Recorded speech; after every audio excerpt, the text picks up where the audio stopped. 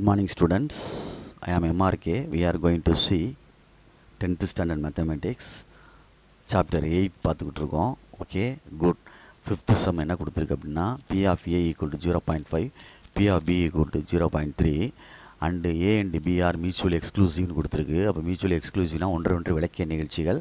அப்போ P of A intersection B is equal to 0 அப்படின்னு அர்த்தம். இது ஒரு ஒன்றில் உள்ளது பார்த்துக்கோ. அடுத்து என்ன சொல்லியிருக்கு அப்படின்ட்டு பார்த்துக்க. P of A bar intersection B பார்னு கொடுத்துருக்கு. இது டிமார்கன் லா யூஸ் பண்ணுற மாதிரி பார்க்கணும். அவன் புரியுதுங்களா சொல்கிறது? டிமார்கன் லா யூஸ் பண்ணுற மாதிரி பார்க்கணும். இங்கே இன்டர்செக்ஷன் இருந்தால் இங்கே யூனியன் வரும். இங்கே யூனியன் இருந்தால் இன்டர்செக்ஷன் வரும். அப்போ ஹோல் பார்னு போட்டுட்டேன். யூனியன் போட்டு ஹோல் பார்னு போட்டுட்டேன். இந்த கான்செப்டை வச்சு P of A plus P of A bar equal to 1. அப்போ நம்மளுக்கு P of A bar வேணும்னா 1 மைனஸ் P of Aன்னு கொண்டு வரோம்ல, அந்த பேஸ் பண்ணி நம்மளுக்கு P of A union B whole bar வேணும்னா 1 minus P of A union Bன்னு கொண்டு போயிடலாம். அடுத்து அடிஷன் தீரத்தை கீழே அப்ளை பண்ணியிருக்கேன். எதுக்கு? P of A யூனியன் Bக்கு. P of A plus P of B minus P of A intersection B. P of Aக்கு கொடுத்துருக்காங்க கொஸ்டினில், P of Bக்கு கொடுத்துருக்கான். இது மியூச்சுவலி எக்ஸ்க்ளூசிவ்னு சொல்கிறாலும் 0 ஆயிடுச்சு. அப்போ 0.8 1 மைனஸ் 0.8னா 0.2 அப்படின்ட்டு அர்த்தம். புரியுதா சொல்கிறது? இதுதான் அந்த கொஸ்டினுக்குள்ள ஆன்சர், 5th கொஸ்டினுக்குள்ள ஆன்சர். Okay good. நெக்ஸ்ட் என்ன செய்யலாம் அப்படின்ட்டு பாரு. சரியா சொல்கிறது? நெக்ஸ்ட்டு பொறுமையாக நிதானமாக செஞ்சுக்க. Next 9th question. 2 டைஸை வந்து டாஸ் பண்ணுறாங்க. Sorry 3 dyes. சாரி இதான் மாற்றி சொல்கிறேன் பாரு. 3 காயின்ஸ் டாஸ் பண்ணையில் அதுக்குள்ளே சாம்பிள் ஸ்பேஸ் எழுதிட்டு NF ஈக்குவல் டு 8 அப்படின்னு அர்த்தம். அடுத்து என்ன கேட்டிருக்கான் அப்படின்ட்டு பாரு. என்ன பார்த்துட்டு பொறுமையாக எழுதிக்க. அட்மோஸ்ட் 2 டெயில் கேட்டிருக்கு. சரியா? அப்போ 2 டெயில்னு அதிகபட்சம் 2னா 2க்கு கீழேயும் 0 டெயில் 1 டெயில் 2 டெயில்னு அர்த்தம். 0 டெயில் மீனிங் என்னென்னா ஹச் விழுந்திருக்குன்னு அர்த்தம். அப்போ 7 வரும். என்ன வந்துடும்? 7 வரும். எல்லாத்துலேயுமே எழுதினோம்னா ஓகே ரைட்டு. அப்போ NF equal to 7, P of A equal to NF by NF.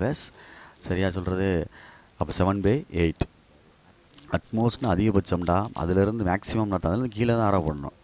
அடுத்து let be the event of getting at least 2 head. குறைஞ்சபட்சம் 2 ஹெட்டு அப்படின்னா 2க்கு மேலேயும். அப்போ 2 வரலாம் 3 வரலாம். 2 ஹெட்டு வரலாம் 3 ஹெட்டு வரலாம் அப்படின்னு அர்த்தம்.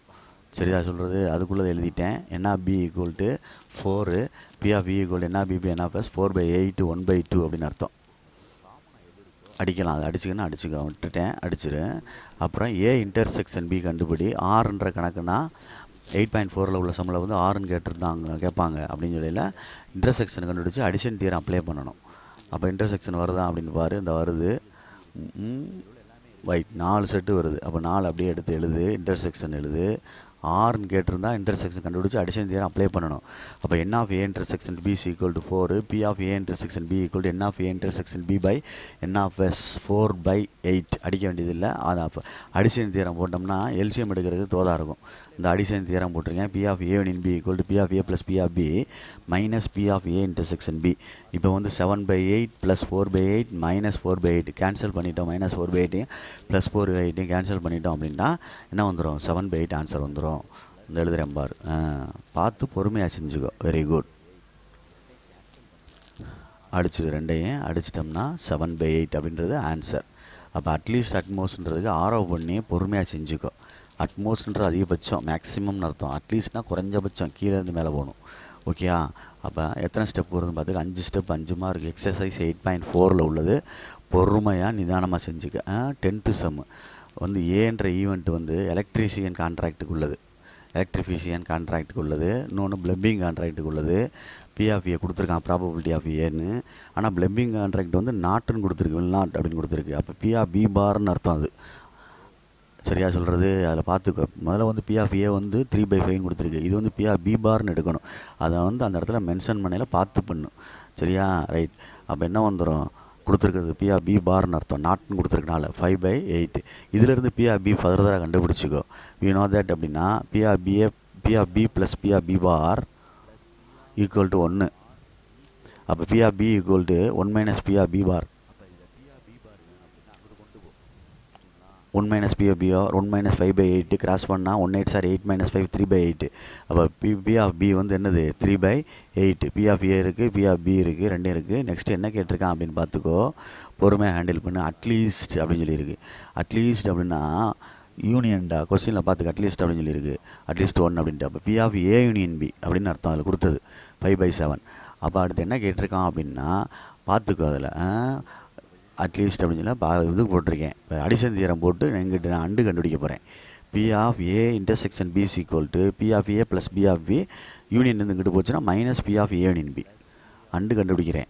ஏன்னா அட்லீஸ்ட்னு கொடுத்துருக்கு. அட்லீஸ்ட்னு சொன்னாலும் யூனியன் தான், ஆறுன்னு சொன்னாலும் யூனியன் தான், குறைந்தபட்சம் சொன்னாலும் யூனியன் தான், அல்லதுன்னு சொன்னாலும் யூனியன் தான். அண்டு அப்படின்னு சொன்னால் இன்டர்செக்ஷன், போத்துன்னு சொன்னாலும் இன்டர்செக்ஷன். கண்டுபிடிக்கிறேன், அப்ளை பண்ணுறேன். 3/5 ப்ளஸ் 3/8 மைனஸ் 5/7 கொடுத்துருக்கு. கொஸ்டினில் கொடுத்துருக்கு. எல்லாமே அப்ளை பண்ணிவிட்டு நான் 3/8 மட்டும் தான் கண்டுபிடிச்சிருந்தேன். பி ஆஃப் பி எல்சிஎம் போடு. 5 × 8 × 7 போட்டுக்கோ. அப்படியே மேலே மல்டிப்ளாக 3 × 8 × 7. இந்த 8 போக மீள 3 × 5 × 7. இங்கே 7 போக 5 × 8 × 5 மல்டிப்ளை பண்ணி ஆன்சரை எடுத்துரு. 168 + 105 மைனஸ் 200. அப்போ இங்கே மல்டிப்ளை பண்ணோம்னா என்ன வந்துடும்? 200 என்ன வருதுடா தம்பி? சாரிடா 73ன்னு வரும். மைனஸ் 200 73 என்ன வருது? 280 அப்படின்னு வரும். அடிக்க முடியாது, அப்படியே வச்சுக்கோ.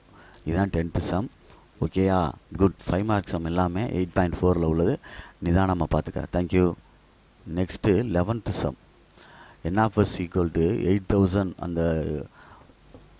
அந்த வில்லேஜில் உள்ளவங்க, அந்த ஊரில் உள்ளவங்க வந்து 8000 பீப்புள் இருக்காங்க. அதில் வந்து என்ன சொல்லியிருக்கு அப்படின்ட்டு பாரு. என்ன பொறுமையாக பார்க்கணும். ஏன்றதை எடுத்தோம்னா ஓவர் 50 இயர்ஸ்னு எடுக்கிறேன். 50 வயதுக்கு மேல் உள்ளவர்கள் அப்படின்னா பொதுவாக கொடுத்துருக்கு. அப்போ ஆண்களும் பெண்களும் இதில் கலந்துருக்காங்க. 50 பேருக்கு மேற்பட்டவர்கள். தனியாக பி அப்படின்னு சொல்லி ஃபீமேல், நம்பர் ஆஃப் ஃபீமேல் கொடுத்துருக்கு. இது ஆண்களும் இருக்காங்க, பெண்களும் இருக்கா அப்படி நோட் பண்ணி காட்டுறேன் உனக்கு தெரியுறக்காண்டி. இது அப்போ என்ன ஆஃப் ஏ எவ்வளோ கொடுத்துருக்கு அப்படின்ட்டு பாரு. 2 சேர்ந்தவங்க. இதில் இருந்து 2 வயசுலையுமே இருக்குது. 50 வயசுக்கு மேற்பட்டவங்க 1300. நம்பர் ஆஃப் ஃபீமேல் மட்டும் 3000 கொடுத்துருக்கு. இதுக்கு வந்து இது கண்டுபிடிக்கிறேன். ப்ராபபிலிட்டி கண்டுபிடிச்சோம்னா 1300/8000 n of A by n of S. இப்போ என்ன வந்துடும்? 1300/8000 அடிக்காமல் அடிச்சு வச்சுக்க. அப்படியே என்ன பி, பின்றது வந்து 3000. நமக்கு தேவை வந்து ஓவர் 50 இயர்ஸ் வேணும். சரியா சொல்கிறது? ஓவர் 50 இயர்ஸ் வேணும். அதில் எவ்வளோ பேர் பெர்சன்டேஜ் கொடுத்துருக்கான் அப்படின்னு பார்த்து அதைத்தான் எடுக்கணும். ஓவர் 50 இயர்ஸு இந்த ஃபீமேலில் சேர்ந்துருக்கு. எல்லா ஏஜ்லும் இருக்காங்க ஃபீமேலில். இந்த டோட்டல் நம்பர் ஆஃப் 3000ல் 30% வந்து ஓவர் 50 அப்படின்னு அர்த்தம். இதில் இந்த பின்ற செட்டில் வந்துடா ஃபீமேல்ஸ் இருக்காங்களே, குரூப் ஆஃப் ஃபீமேல்ஸு, அதில் 50 பேருக்கு மேற்பட்டவங்களும் இருக்காங்க, குறைஞ்சவங்களும் இருக்காங்க, எல்லாருமே இருக்காங்க. நமக்கு தேவையானது என்னென்னா 50 பேருக்கு மேற்பட்டவர்கள். அதுதான் இன்டர்செக்ஷனில் வர்றது. சரியா? ஏக்கு பிக்கு இன்டர்செக்ஷன் அடிக்கணும்னா இந்த ஏயில் வந்து ஃபீமேல் 50 பேருக்கு மேற்பட்டவருக்காக, பியில் 50 வயசுக்கு மேற்பட்டவர் இருக்காங்க. அவங்க யாருன்னு கண்டுபிடிக்கணும்னா 30% சொல்லியிருக்கான். இந்த பெண்களில் வந்து 30% சொல்லியிருக்கான். அப்போ 30%னா 30/300 இது 100 அடித்து 3000 எடுத்தோம்னா 900 வருது. P of A intersection B வந்து n of A intersection B by n of S 900/8000 எழுதுகிறோம். இப்போ அடிஷன் தியரம் போடுறோம். P of A union B equal to P of A plus P of B minus P of A intersection பின்னு போட்டு answer எடுக்கணும். புரியுதா? இப்போ நம்மளுக்கு intersection கண்டுபிடிச்சி எப்படி கண்டுபிடிச்சோன்னு தெரியுதான்னு மட்டும் பார்த்துக்கோ. 3000ல் 30% வந்து ஓவர் 50 இயர் ஃபீமேல்ஸ். அது வந்து ஏ செட்லேயும் இருக்கும், பி செட்லேயும் இருக்கும், காமன். அதைத்தான் உனக்கு பிரித்து காமிச்சிருக்கேன், மேல் ஃபீமேல்னு. அங்கே அதே மாதிரி over of 50 all female, all ஏஜஸ்ன்னு போட்டிருக்கேன். இப்போ வந்து சப்ராக்ட் பண்ணிட்டோம்னா என்ன வந்துடும்? 3400/8000 0 அடிச்சிரு. அடிச்சுட்டா 34/80 அடிச்சிட்டோம்னா என்ன வரும்? 17/40. இதுதான் என்னுடைய ஆன்சர். Okay, good. இதுதான் 11th சம். 5 mark sum, very very important sum. So please கேர்ஃபுல்லாக பார்த்துக்கோ, நீட்டாக எழுதி ப்ரெசென்ட் பண்ணிக்கோ. இன்டர்செக்ஷன் முக்கியமாக கண்டுபிடிச்சிடணும், அதுதான் இங்கே முக்கியம். ஓவரால் 50 இயர்ஸ் ஃபீமேல் மட்டும். சரி, 12th சம் என்ன சொல்லியிருக்கு அப்படின்ட்டு பாரு. 12th சம்மில் வந்து 3 காயின்ஸை வந்து டேஸ் பண்ணியிருக்கு. அப்போ எஸ்எஸ் ஈக்குவல்ட்டுன்னு எழுதுகிறேன். சாம்பிள் ஸ்பேஸு எழுதையில் 2 காயின்ஸுக்கு எழுதிட்டு அதில் மேலே ரோவில் வந்து ஹச் சேர்த்துக்க, கீழே உள்ள ரோவில் வந்து டி சேர்த்துக்க. இது என்னுடைய ஸ்டைலு. நீ வந்து ட்ரீ டயக்ராம் போட்டு செஞ்சாலும் சரி, இல்லை மிச்சம் எப்படி சொல்லி கொடுத்துருக்காங்களோ, சார் எப்படி சொல்லி கொடுத்துருக்காங்களோ அதை ஃபாலோ பண்ணு. பட் வந்து சாம்பிள் ஸ்பேஸ் கரெக்டாக இருக்கணும். 3 காயின்ஸுக்கு உள்ள sample space. n of s equal to 8 அப்படின்னு அர்த்தம். நெக்ஸ்ட் என்ன சொல்லியிருக்கான் அப்படின்ட்டு பாரு. நெக்ஸ்ட் என்ன சொல்லியிருக்கான் அப்படின்ட்டு கொஸ்டினில் பார்த்தா தான் தெரியும். கொஸ்டினை பார்க்கணும், ரீட் பண்ணணும். ஓகே, ஏ அப்படின்றது என்ன சொல்லியிருக்கு அப்படின்னா எக்ஸாக்ட்லி சரியாக அப்படின்னு சொல்லி கொடுத்துருக்கு. என்ன எக்ஸாக்ட்லி என்ன சொல்லியிருக்கான், 2 ஹெட் அப்படின்னு கொடுத்துருக்கான்.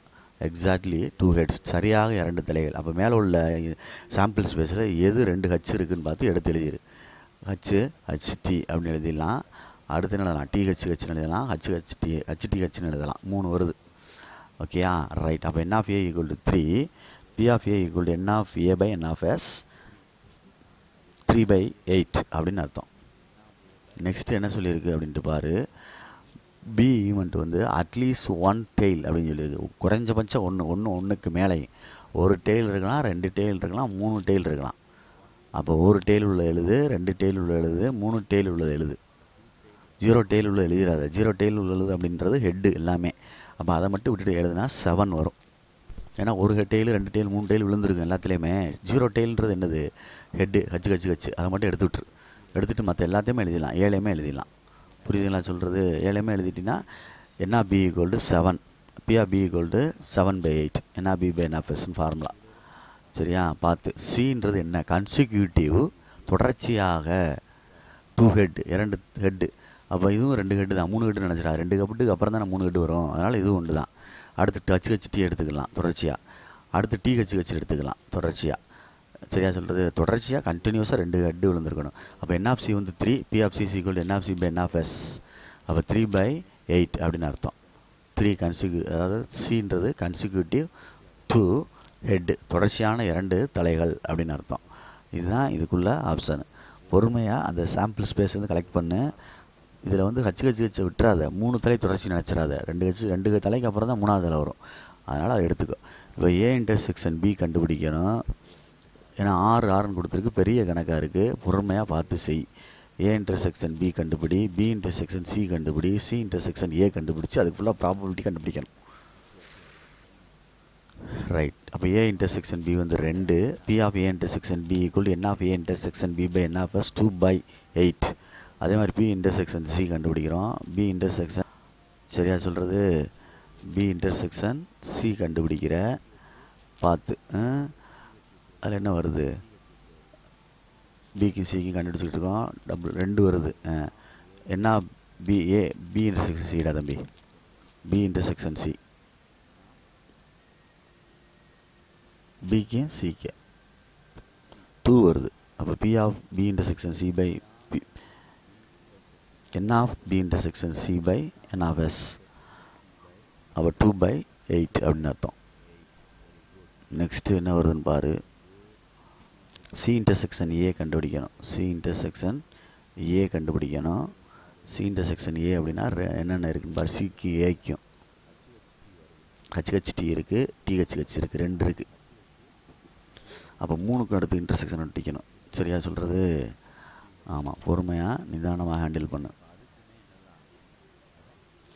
3க்குமே இன்டர்செக்ஷன் ஒடிச்சோம்னா இந்த ஹச்ஹெச்டி டிஹெச்ஹெச் வருது. அதுக்கு n of A intersection B intersection 2, P of A intersection B intersection C equal to n of A intersection B intersection C by n of S 2/8.